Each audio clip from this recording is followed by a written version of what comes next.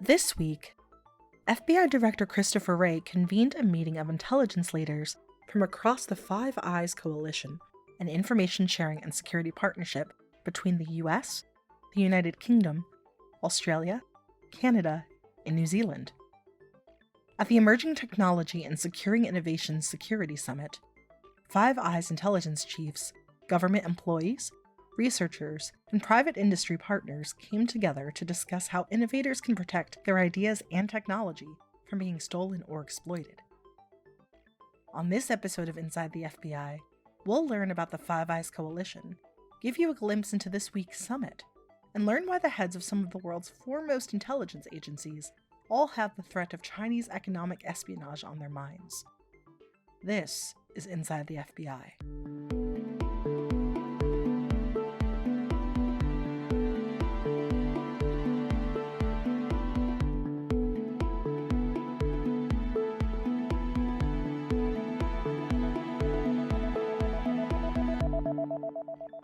To really understand the weight of this week's meeting, you first need to meet the Five Eyes. As FBI historian Dr. John Fox explains, the Five Eyes refers to a cooperative intelligence sharing agreement reached between Great Britain, the United States, Canada, Australia, and New Zealand. And it came about growing out of the cooperation between the Western Allied forces in World War II. During the early days of the U.S. involvement in World War II, so 1941-42, Great Britain and the United States began to exchange information about how to break German codes. And this eventually expanded to wider cooperation on those matters as well as against the Japanese. And in the early days of the Cold War, as the penetrations of especially the US government and Canadian and British governments by Soviet spies became apparent, the discussion turned to breaking the codes of the Soviet Union. And so out of that came an agreement called the BRUSA, or British USA Agreement on Sharing Signals Intelligence about Soviet codes. And eventually Canada was brought into the alliance as a formal partner. And in 1956, with the addition of Australia and New Zealand, it became officially the Five Eyes Coalition. And that has been in effect since then and has led to significant benefits to the national security of each of the five nations involved because of their cooperation on these matters of collecting intelligence. The Five Eyes member agencies include the FBI, the UK's MI5, the Australian Security Intelligence Organisation, the Canadian Security Intelligence Service, and the New Zealand Security Intelligence Service. All five agencies have identified economic espionage, or attempts to steal the technology or intellectual property of one nation to give another an advantage, as a common problem. And while China isn't the only nation-state that engages in this type of activity, it's arguably the most egregious offender.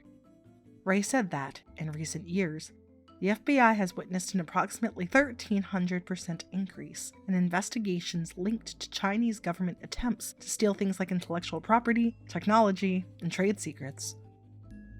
There is a single common thread in just about every conversation about protecting innovation, really across the world's advanced economies, and that is the Chinese government.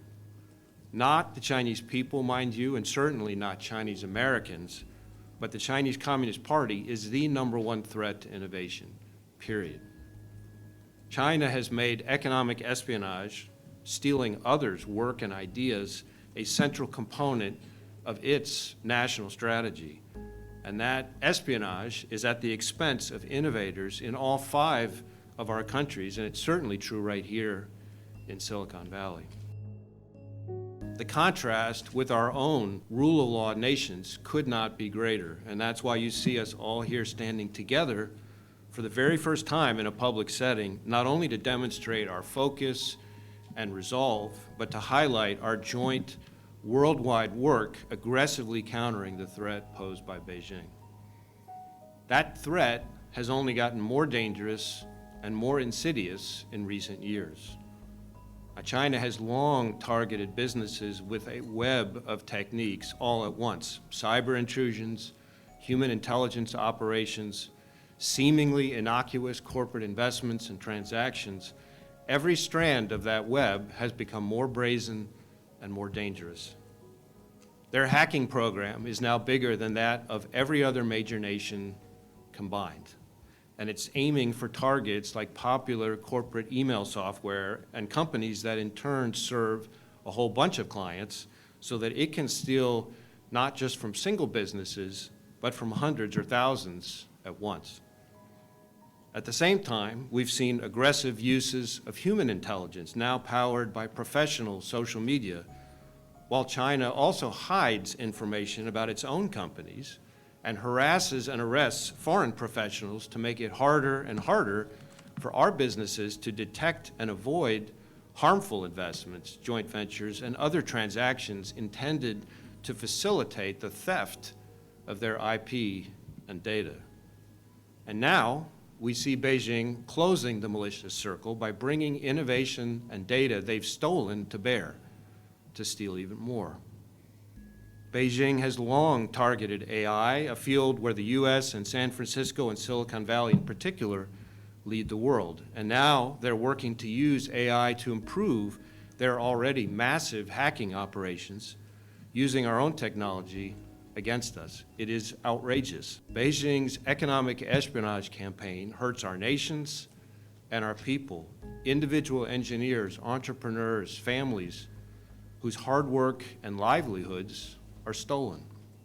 If China wants to be a great nation, it's time to start acting like one, abiding by its commitments not to steal innovation, following other basic norms like not exporting repression, working with other nations against dangers that all nations face, like cybercrime, fentanyl trafficking, and money laundering, instead of siding with criminals against rule of law nations everywhere. Because until it does, everywhere it flouts the rule of law and tries to undermine our economic security, it's going to find us there together, disrupting their hostile designs, defending our security together, not just as governments, but as 5 joined societies with public servants, private citizens, and businesses all united against the threat. The Five Eyes partners believe that partnerships, both with each other and with academia and industry, are the best way forward. As Director Ray told former U.S. Secretary of State Dr. Condoleezza Rice during the summit's fireside chat. Despite some of the things we've talked about, I'm actually quite optimistic, which is not something you always hear from a security service head. But part of the reason I'm optimistic is because I think we have advantages. Advantages we have, you see it up here on this stage, partnerships that are true partnerships, that are based on shared values, on mutual trust, on a commitment to collaboration, on genuine friendship. And that, I will stack that kind of partnership against the sort of transactional partnerships that the Chinese government attempts to stand up with Russia or Iran any day of the week. And what we're seeing and have seen over the last few years is that same kind of partnership developing and growing and strengthening between our agencies and the private sector, our agencies and universities, our agencies and our counterparts who are not maybe part of the Five Eyes, but who are close friends and partners of all of ours. And the awareness that I see across all those audiences and the desire to partner against the threat is something that makes me optimistic. I'm confident that partnerships based on collaboration and trust and teamwork are going to outperform coercion, control, and pressure in the long run. Ahead of the summit, Ray said the private sector and academia have never been more receptive to working with the FBI on this front. He said conversations with private sector partners have transformed from explaining why innovation theft is a threat to dialoguing about collaboration to counter it. I find with our counterparts in other countries, including in Europe, that they are very, very focused on this threat in a whole new way. He said universities are also far more open to partnering on this front, since the threat impacts their research. There's no one single solution. It's a multidisciplinary response.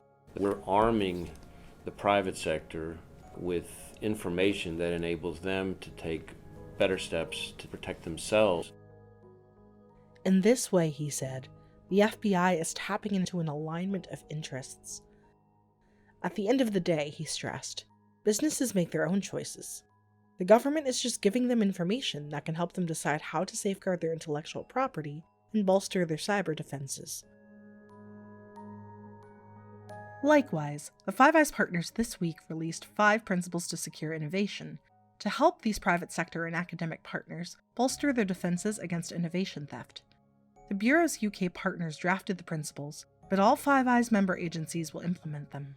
The FBI is also fighting the tide of stolen innovation through constant contact between the Bureau's 56 field offices and industry, investigations, disruption of Chinese attempts to steal intelligence, and by sharing lessons learned from private sector partnerships. Throughout the summit, FBI Director Wray stressed that Five Eyes members were bonded by multiple factors, including, but not limited to, shared values, a dedication to upholding the rule of law, and genuine friendship. Importantly, they also share an understanding of how severe the threat posed by China and other would-be nation-state thieves to their technology and intellectual property really is. Australian Security Intelligence Organization Director General Mike Burgess called the summit an unprecedented event in response to an unprecedented threat.